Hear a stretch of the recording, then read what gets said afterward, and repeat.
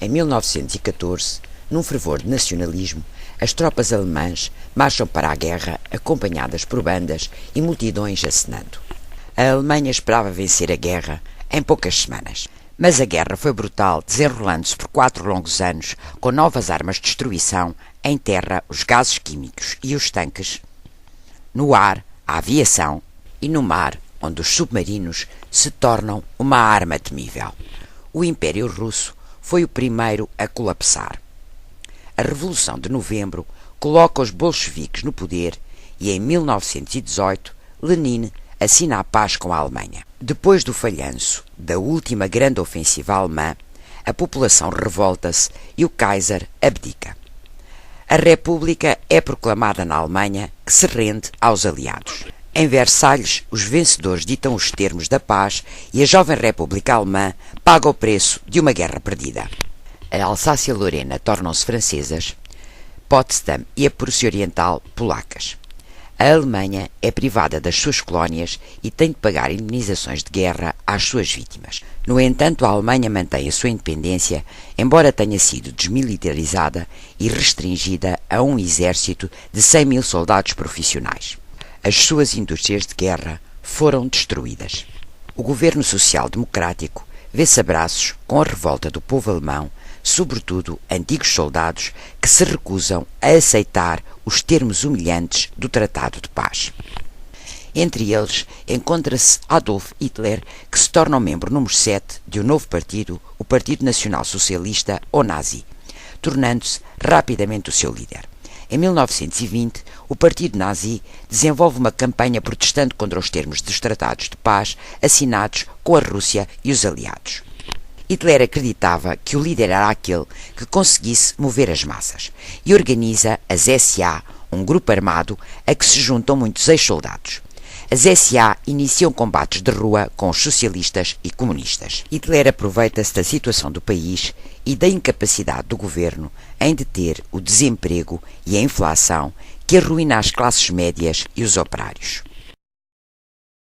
Tenta concentrar no Partido Nazi todos aqueles que estavam descontentes e opõe-se fortemente ao governo da República Alemã.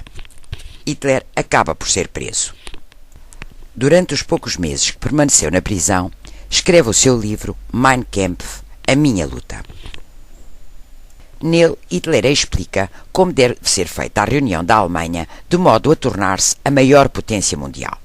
Defende ainda que durante a guerra os gases venenosos deveriam ter sido usados contra os judeus alemães, a quem atribui as culpas da derrota da Alemanha e de todos os seus problemas. Saído da prisão, Hitler tem agora pela frente a tarefa de reorganizar o Partido Nacional Socialista, ou Nazi. Em 1925, os nazis têm a sua primeira grande reunião.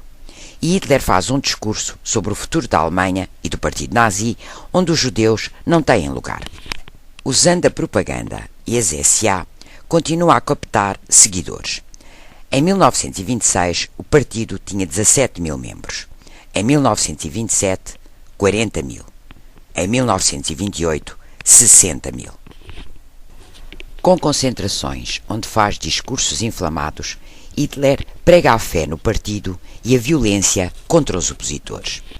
O partido promove manifestações diárias e organizações militaristas para os seus seguidores. Estas manifestações, mobilizando as massas contra os sindicalistas e os comunistas, eram convenientes para os grandes industriais que começam a financiar o partido nazi. Em 1930, o número de desempregados na Alemanha era de 3 milhões e Hitler usou o seu medo e desespero, prometendo-lhes trabalho e pão, o que lhe valeu 6 milhões de votos nas eleições para o Parlamento. Hitler era agora o líder do segundo maior partido da Alemanha. O terror começa para os opositores. Antinazis, comunistas e sindicalistas eram arrastados das suas casas e espancados.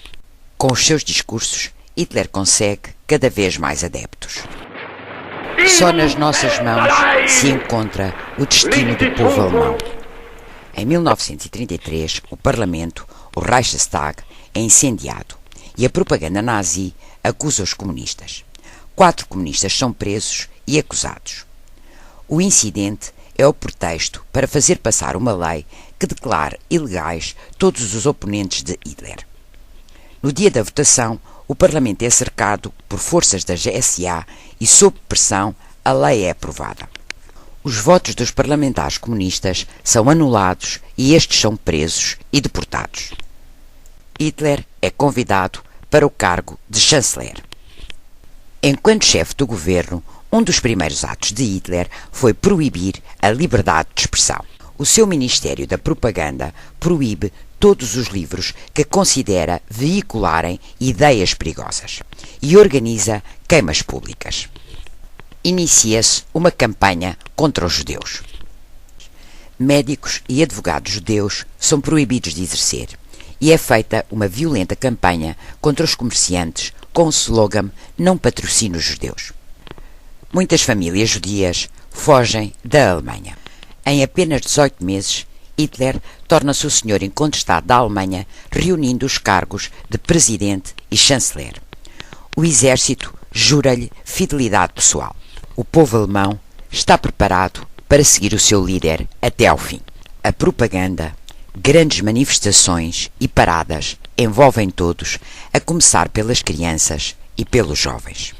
Os que se recusam à obediência são sujeitos ao terror das SS comandadas por Himmler. Todos os que se opõem são presos e enviados para campos de concentração. Em 1935, Hitler introduz o serviço militar obrigatório e compulsivo e começa a criar um exército de 36 divisões e uma força aérea moderna. A Sociedade das Nações revela-se impotente perante este rearmamento da Alemanha. Em julho de 1936, em Espanha, o general Franco começa uma insurreição contra o governo republicano. Hitler e Mussolini decidem apoiá-lo.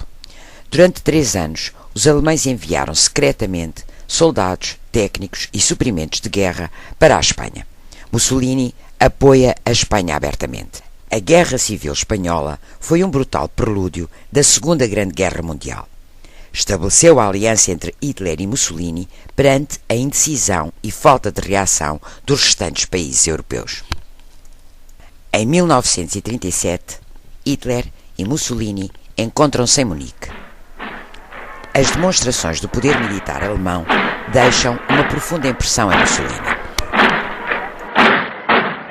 Em março de 1938, Hitler marcha sobre Viena e anexa a Áustria. Hitler põe agora os olhos sobre o próximo objetivo: recuperar a região dos Sudetas à Checoslováquia. O primeiro-ministro inglês, Chamberlain, desloca-se a Munique, convencido de que pode negociar com Hitler e evitar a guerra. É assinado o Acordo de Munique, em 1939, pelo qual a região dos Sudetas é devolvida à Alemanha sob a condição de Hitler não atacar a Checoslováquia. Os países europeus tinham traído o seu mais fiel aliado na Europa Oriental e isolado completamente a União Soviética, convencidos de que a assinatura de Hitler significaria a paz. Depois do Acordo de Munique, a situação dos judeus na Alemanha deteriora-se rapidamente. Uma semana após o tratado, todos os judeus tinham de ter a letra G estampada nos seus papéis de identificação. Himmler, o braço direito de Hitler, começa a deportar os 17 mil judeus polacos que viviam na Alemanha para a Polónia. Em novembro, o filho de 17 anos de um desses deportados assassina um diplomata alemão em Paris, querendo chamar a atenção do mundo para a tragédia dos judeus na Alemanha. Este acontecimento será o pretexto para uma ação contra os judeus em toda a Alemanha que ficará conhecida como a Noite de Cristal. Centenas de sinagogas são queimadas, 25 mil judeus são presos, 10 mil são levados para o campo de concentração de Buchenwald. Os judeus são obrigados a pagar os prejuízos. O último ato do drama judeu tinha começado. Em março de 1939, violando o Acordo de Munique, Hitler ocupa a Checoslováquia. Os países europeus começam a convencer-se das verdadeiras intenções da Alemanha. A 1 de setembro de 1939, Hitler invade a fronteira polaca. A Inglaterra e a França cumprem o seu dever como aliados da Polónia e declaram guerra à Alemanha.